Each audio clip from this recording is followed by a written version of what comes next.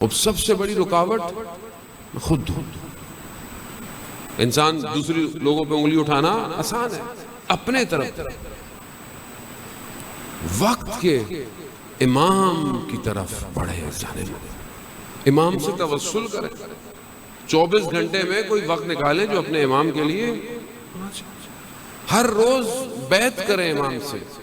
صبح فجر کی نماز کے بعد ہم تھکے ہوئے ہوتے ہیں، انسان بولتا ہے 2 رکعت نماز پڑھ لو ابھی تو، کیونکہ آج کل تو فجر بھی جلدی ہو رہی ہے یہاں پہ۔ اس کے بعد اگر آپ آفس جاتے ہیں، اسکول جاتے ہیں تو بڑا ٹائم ہوتا ہے، تو بندہ کہتا ہے چلو، یا تو بندہ آخر میں نماز پڑھتا ہے کہ جب قضا ہو رہی ہوتی ہے، یا اگر توفیق ہو گئی تو بندہ کہتا ہے سو جاؤ۔ عزیزان محترم، جوانوں سے کہہ رہا ہوں، بزرگوں سے تو آدمی نہیں کہہ سکتا، جوانوں سے کہہ رہا ہوں، جوانی کی قدر کریں۔ یہ 10 منٹ کا سونا قیامت میں نہیں بچائے گا۔ دعائے عہد پڑھے فجر کی نماز کے بعد، 40 دن روایت جو پڑھتا ہے اسے قبر سے اٹھایا جائے گا، ظہور کے وقت قبر سے اٹھایا۔ ہمارے استاد نے ایک شخص کا واقعہ بتایا، حج کرنے گیا ہوتا، 7-8 ذیلحج تھی، ابھی لوگ کربلا کے اندر تھے، منی کی طرف گئے نہیں تھے۔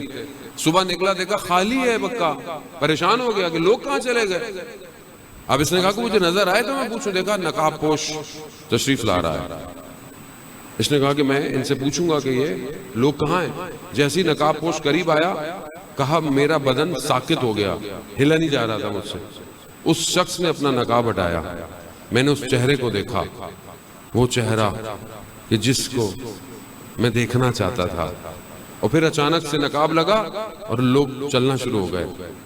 تو عالم دین نے اس شخص سے پوچھا کہ تم نے کعبہ کو دیکھ کے کیا دعا مانگی تھی؟ کہا میں نے جب کعبہ پہ نگاہ پڑی تھی تو میں نے کہا تھا اللہم ارنی طلعت الرشیدہ والغرۃ الحمیدہ، مجھے وہ زیبا رخ چہرہ دکھا، وہ درخشندہ پیشانی دکھا۔ امام زمانہ کے لیے تو آیت میں پڑھتے ہیں ہم۔ کہا کاش تم نے کلام بھی مانگ لیا ہوتا تو امام سے کلام بھی ہو جاتا تمہارا۔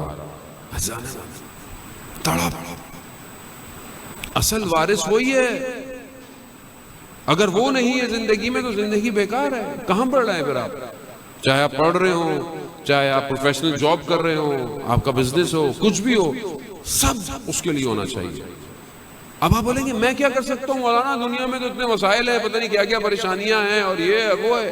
یہ آپ کی ذمہ داری نہیں، آپ اپنی ذمہ داری، آپ اپنے گھر کو ایسا بنائیں کہ امام آپ کے گھر آئیں، آپ اپنے کمرے کو ایسا بنائیں کہ آپ کا امام آپ کے کمرے میں آئے، آپ کے کمرے میں ایسی تصویر لگی ہو۔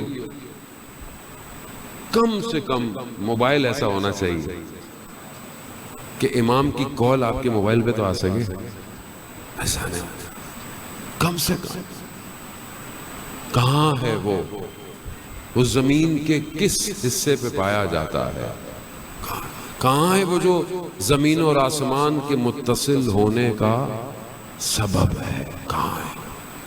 عزادارہ نے غم امام کو جتنا ہے ہمیں کچھ بھی نہیں ہے۔ ہم نے کربلا نہیں دیکھی، امام نے کربلا دیکھی ہے۔ امام زیارت ناہیہ میں جو جملے بیان کر رہے ہیں بالکل ایسی جیسے امام حاضر، امام دیکھ رہے ہیں۔ میرا سلام ہو ان جلتے ہوئے خیموں پر، میرا سلام ہو ان رخساروں پر جو خاک پہ پڑے رہے، میرا سلام ہو ان کٹے ہوئے بدنوں پر جو کربلا میں بکھرے پڑے رہے، میرا سلام ہو اس بچے پر جس کی گردن سے خون ٹپکتا رہا۔ یا امام زمان، مشکلات ہیں، خدا ہمیں ہمارے امام کے قریب کرے۔